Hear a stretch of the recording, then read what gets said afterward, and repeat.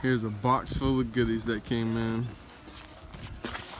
Let's see what we got.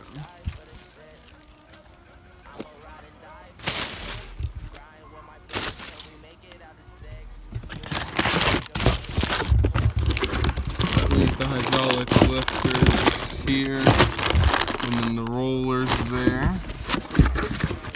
Got those coming in clutch from Ford Performance. And then we got engine tech.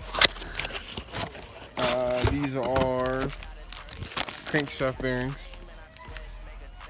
Got those. Then we have engine tech piston rings. I won't open up these yet, but I know what they are.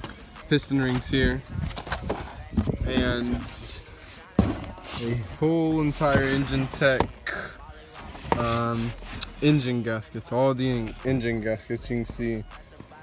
Oil pan, oil filter, water pump. Then we got 2 head gaskets, exhaust manifolds, injector O-rings, intake manifold, throttle body, timing cover, valve cover, water. That's about it. I'ma keep being myself.